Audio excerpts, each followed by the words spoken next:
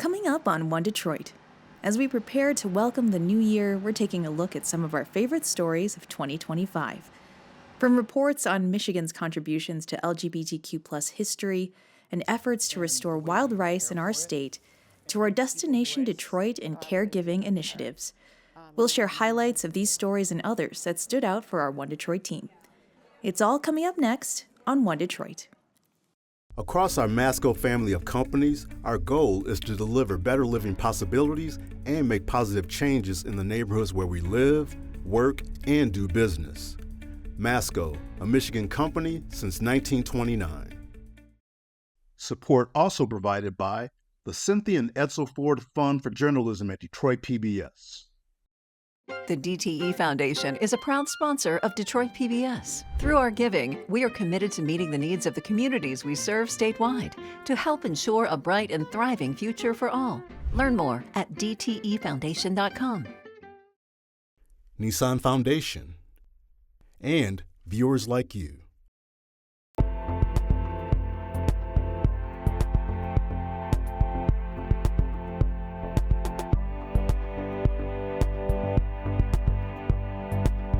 The holiday season is upon us, and our team at One Detroit hopes you'll have a peaceful time with family and friends.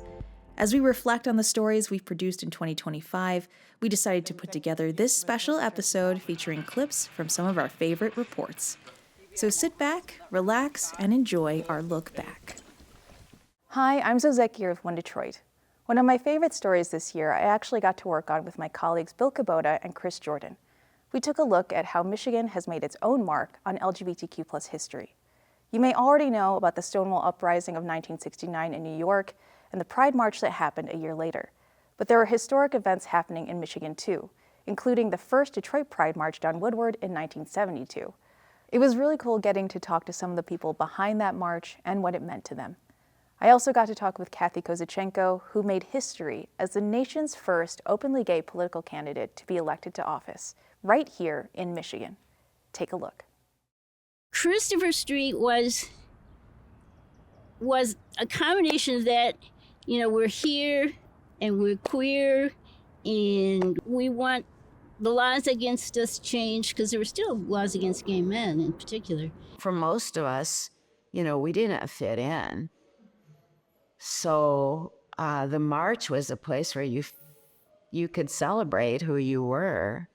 It felt good. It gave purpose to my life. I've always wanted to help people, and here I was helping my own community. Another speaker at the march, Jim Toy, an Ann Arbor resident active in Detroit. This is another great picture of Jim Toy. This is more what he looked like at the time. Toy, already an activist, was part of the Detroit Walk to Freedom March in 1963. He heard Martin Luther King give the first version of the I Have a Dream speech in Detroit. Toy was among those protesting the Vietnam War before Christopher Street. They took part in the anti-war movement rally that was held in April of 1970, and that's where Jim Toy became the first person to publicly come out as gay in Michigan. And a lot of people have asked him, did you plan to come out in that speech? And he said, well, I wasn't planning to speak and do that day, but I just decided that's what I would do, like just a few minutes beforehand. I probably said, my name is Jim Toy, I'm 40 years old, and I'm a gay man. Well, I had not thought about the press, and the Detroit Free Press and the Detroit News were there, and they published articles, and so I was out. Ann Arbor led the nation, observing Gay Pride Week in 1972. And then, last but not least, in terms of the gay liberation period, Kathy Kozachenko ran as an out lesbian in Ann Arbor in 1974. Kathy Kozachenko ran for city council and won. This is my favorite picture from back in that era. This is me. The first out person to win public office in the nation. We knew that it was a first, but there's no way that I would have ever thought that I would be talking about it 50 years later. When I talk about that time period, people have to remember that what I'm talking about is a very liberal isn't even the word, radical college campus So things were different where I was than they were in the rest of the country. At U of M, she was another 60s activist fighting for better conditions for farm workers. I found an organization called the Human Rights Party that sort of articulated my passion for economic justice as well as social justice. 2 Human Rights Party candidates had already won Ann Arbor City Council seats in 1972. Jerry DeGreek and Nancy Wexler would be the first openly gay elected officials who came out after they were elected. They spearheaded the campaign for Gay Pride Week, but were leaving office as Kozachenko started her city council run. Young man, we started talking. He said, "I'm really religious." And I'm like, okay. And he says, "But God works in mysterious ways. I'm going to vote for you." And I said, "Oh, thank you." Kozachenko won by 109 votes in a ward well populated by college students. She served 1 term. Hi, my name is Mila Murray, and I'm the Digital Content Generalist for One Detroit and Great Lakes Now. One of my favorite stories from this past year was the piece we did on indigenous wild rice, also known as manumin, which is Ojibwe for good berry. One Detroit partnered with Bridge Detroit and Great Lakes Now during Native American Heritage Month to shed light on this part of Indigenous history in the Great Lakes region and the efforts to bring the abundance of manumin back. I hope you enjoy. It is the food that grows on the water. Manumin, it means good berry in English. I didn't know any of this, or I didn't have any of these feelings about rice until I got to come out and rice and realize, like, oh my God, this is why I exist. This is what allowed my ancestors and my family to thrive and sustain themselves. Just really special. And I want more people to understand that story. Erin Haima. She's from Grand Rapids, Michigan. On the water, harvesting manumin. Wild rice beds used to grow all over the state. It's an uncommon sight these days. I think when Antoine de Moth Cadillac came to Detroit, he described it as an earthly paradise. The northern section of Belle Isle was more of a marsh, and there was coastal wetlands where all of these rivers exited Detroit.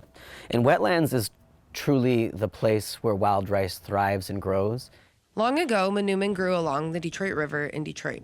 As the city grew, it went away. The history of draining wetlands and clearing swamps is the history of displacing wild rice in a lot of ways.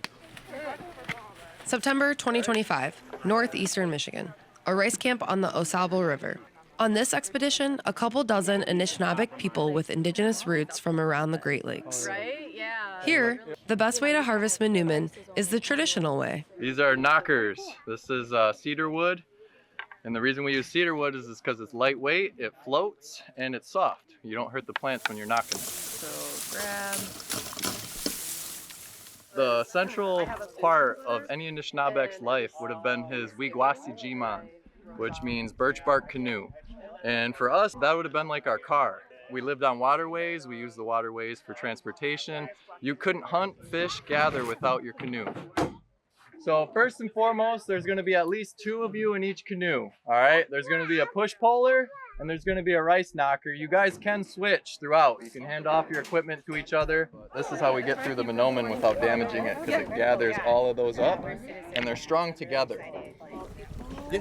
Our lives and our practices helped wild rice, the way we harvest it and the way we would care for it, and wild rice returned that favor, right? So it was like a reciprocal relationship. What makes the second generation Holocaust survivor segment so meaningful is watching the children of survivors step into the role of storytellers. With so few survivors left, their families are now the ones keeping these memories grounded in real people and real loss. Hearing David Lobby, Gail Offen, and Jeffrey Simmerant speak about what their parents endured is powerful. They describe the cruelty and hatred their families faced with such honesty and care that the history becomes impossible to distance yourself from. Their stories are a reminder of just how devastating the Holocaust was, not just on a large scale, but in the daily personal ways it shattered lives. Their willingness to keep talking and to keep remembering is what ensures these stories don't fade and the lessons we learn from the Holocaust stay alive. My father was in a camp with my uncle called Guzin, and it was a rock quarry. And their job was to take rocks, big rocks, and break them into smaller rocks. But not just standing still. This quarry has 186 steps. And I know this because I've been there and I counted the steps.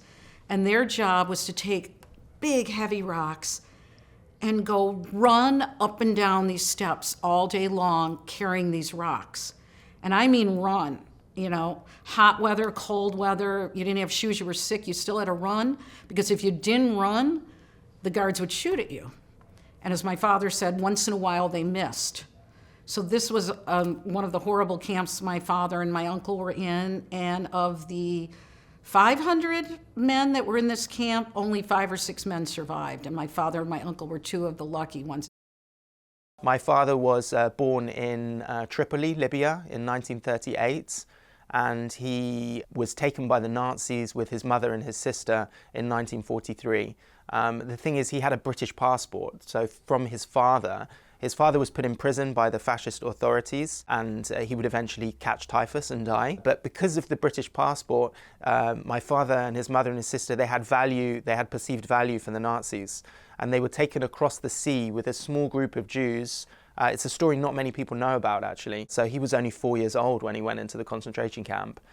So he had very little memory of the details of what had happened to him. My father was a Holocaust survivor, and from Ostrowica, then Starlowice, Poland. Germany invaded Poland, started the war, and after that they were moved to they were moved out to the Starlowice ghetto, which was it was a chemical and pharmaceutical plant, and him and his brothers worked at the plant with my grandfather, and what they did is they created opioids. But instead of testing them on animals, they tested them on the Jews in the camp. They were there from 39 to 41. 41, they closed down the camp, and then he was taken by cattle car to Auschwitz. My aunt at that point, Paula, she had a 4-year-old baby boy. They miraculously made it to Auschwitz, and they were separated at that point. And my aunt was holding on to the baby. They were trying to take the baby away from my aunt, and she was holding on to the baby with all her might, and she didn't see the other guy would come and shoot them both. After that, my grandmother, grandfather, and the youngest uncle that I had, Morris, were told to take a refreshing shower, which killed them. Simran explains, telling his father's story was something that had to happen. I knew I had to do it. Like, I had to say it. I had to tell people. What I want other generations of my family to remember is the kind of person he was, not what he went through, and how he treated people with kindness and respect. Bill Kubota with One Detroit here. What to do if heavy industry wants to move into a neighborhood? In Detroit's core city, it was a concrete crusher, but people there put a stop to it. Filmmaker Nicole McDonald and I documented their efforts over a 2-year span, and we showed One Detroit viewers how they did it. 100 years ago in Detroit, industrialists were happily establishing plants and mills and refineries right in the middle of neighborhoods, and nobody thought anything about it. Fortunately, 100 years later, we know better. Thank you so much. We wouldn't be able to do this without you. I'll say core, you say city, all right? This is Core City, not far from downtown. Core! This is just north of Corktown, that hot development area where Ford Corporation's Michigan Central Station now sits. I've been following the Core City concrete crusher story since 2022. The residents here stopped it from being built. But how did they do it? Vanessa Cerna moved here from Toronto 2 years ago. Detroit has been trying to attract people to move here from other states, from other countries, to make it blossom in the way that we know that it can. And then people like me move here, and then this happens. The proposed crusher site? Just hundreds of feet from her house. There are piles of rubble waiting to be processed for an operation that had not even been approved. When I first met Cerna and her neighbors Crystal Ridgway and Andy Che, we took a walk over to the site. Multiple house, 1, 2, 3, 4. There's one over there, 5, 6, 7, 8, 9. There's 9 houses right here. The closest one being 300 feet away from the concrete crusher. To the right when the door opens. I mean, honestly, the residents over there have been such great advocates on their own, have been so great at getting the city to sort of adopt their perspectives and see their issues, that luckily there hasn't been a robust role for lawyers like we to play yet, which is always great because, you know, when we come in, it usually means something hasn't gone the way community residents want. The location is 4445 Lawton. There were 100 letters sent against the concrete crusher. Almost 1,800 signatures were collected in an online petition opposing the project. You state your name and address for the record, and you have 1 minute. 27 people testified at the appeals hearing by Zoom or in person, and no one spoke in support. I know the board has received letters from restaurants that we work with, and I think it's undeniable that the restaurants in Detroit are also a big part of the economy here. And so this would have an even wider reach than our neighborhood alone. I'm a longtime resident who has gone away and seen many different things in many different countries. And to understand that this is actually an option that a business person would propose is a travesty. I want to, first of all, congratulate you on your organizing efforts. This is absolutely phenomenal. To be honest, I did visit the area, drove around, and I saw the number of houses that weren't there, but I did see the residents that were. If it affects one person, that's enough. But I'm happy you all showed up, because typically when people do not engage and they don't show up, it could go the other way. Okay, any questions? Any unreadies? All in favor indicate by stating aye. Aye. Any nays? Ayes have it. Thank you very much. Hi, I'm Chris Jordan, editor and producer for One Detroit. My favorite story from this past year was our Haunted Detroit Halloween episode, which I had the privilege of producing about the notorious Eloise Asylum in Westland. I and my colleagues Andrea Riley and Nate Turner spent a long, very memorable day at Eloise, learning about the psychiatric hospital's long history, going behind the scenes of the haunt that operates there every Halloween, and trying to make contact with spirits with the resident paranormal investigator. It was a genuinely spooky experience, which might also teach you some cool stuff about Detroit history. Check it out. Eloise Asylum, the notorious psychiatric hospital in Westland on Michigan Ave, which is often said to be among the state's most haunted places. Just like the living, they have characteristics about them that just make them individual. Some of them tend to move very quickly. Some of them tend to be a little grouchy. I've seen shadow figures. I've had equipment physically moved and manipulated. I've been touched, I've been grabbed. I've had things whisper in my ear. As you're going through the haunted house, not only do you have the actors scaring you, you have the animatronics giving you stuff, getting loud noises pushed at you, bright flashing lights, fog and all of that. There's the extra activity that we can't even plan for or account for that will definitely happen throughout the haunt still. What is that extra activity? Like, what kinds of actually ghostly or paranormal things have happened to you, the staff, the people walking through? When I was first an actor, just in my scene for the night, you hear the same soundtrack over and over. So you know what cries and what wails and things like that you hear throughout the night, every night. And then sometimes there's extra sounds that you're not sure of if that's part of the track or if that's something else that might be visiting us for the time being. Other times we have actors that at the end of the night have scratches on them. We've had actors show up with bite marks the next day. Have you experienced anything paranormal here yourself? Random chills. Gassy. You? I've heard footsteps and seen nobody there, and then I've heard a lot of the animatronics go off, but nobody's there. Down in the basement, a few of the motion sensor lights have gone off. It's supposed to trigger when someone walks through the haunt so we know when to jump out. No one's showed up at all, and sometimes they'll get stuck repeating. From what I've heard from most of our paranormal team, they actually generally enjoy the presence here and the fact that we're bringing energy back into the building and bringing people around and doing stuff and making it a lively place again.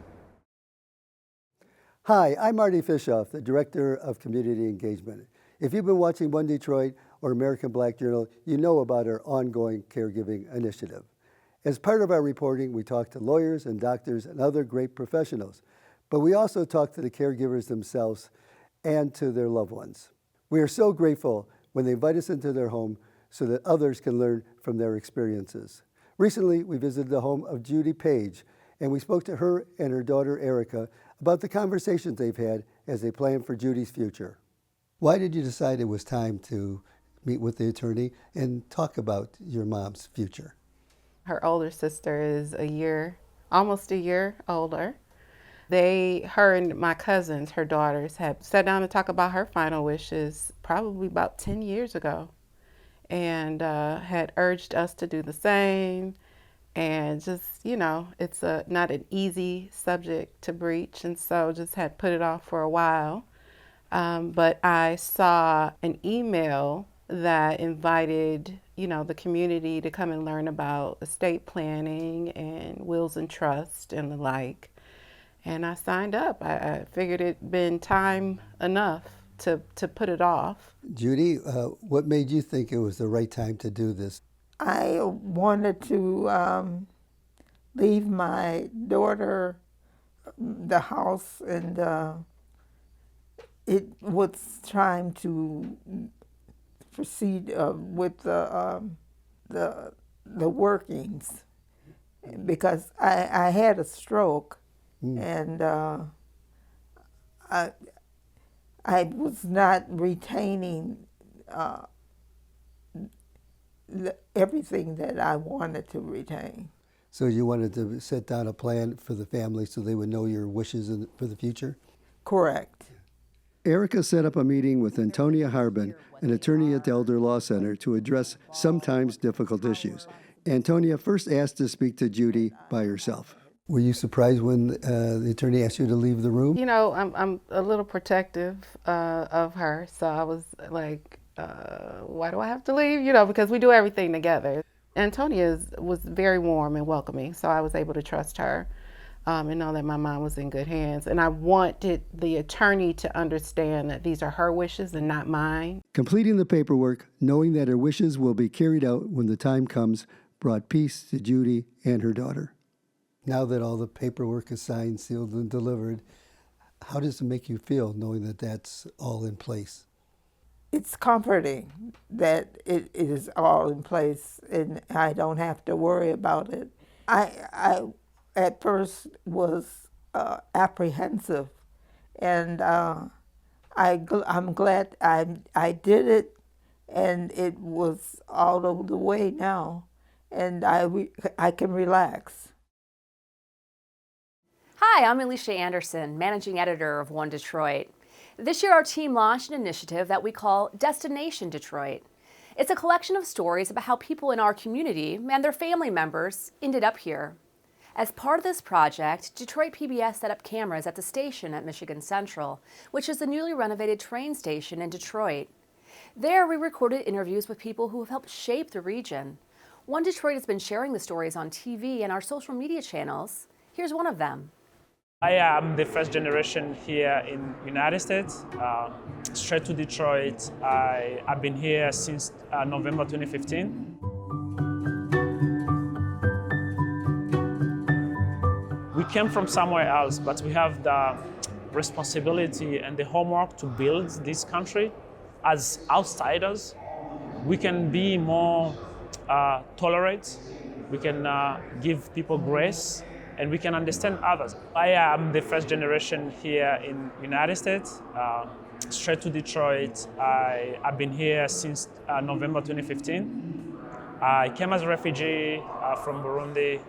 At that time, my wife, she came before me, 2 years before me, and we live in a shelter called Freedom House, not far from here. It's a shelter for all the asylum seekers around the world, all refugees around the world. They come and they seek asylum. I came to Detroit, the community was amazing. I felt very, very accepted in the community.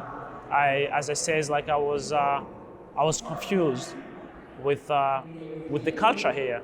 And then by asking questions, by having more friends, they did a great job to guide me. I won't be here and be successful business, to build a successful business without the community that we had, and especially restaurants, right? Restaurants is something that you have to trust people before you go to eat at their restaurants. Our slogan, it's called Detroit ni nyumbani, is in Swahili, so it means Detroit is home. It's a privilege for me to be in this situation because I can speak as a Detroiter, I can speak as a Burundian, so I can understand both sides, yeah.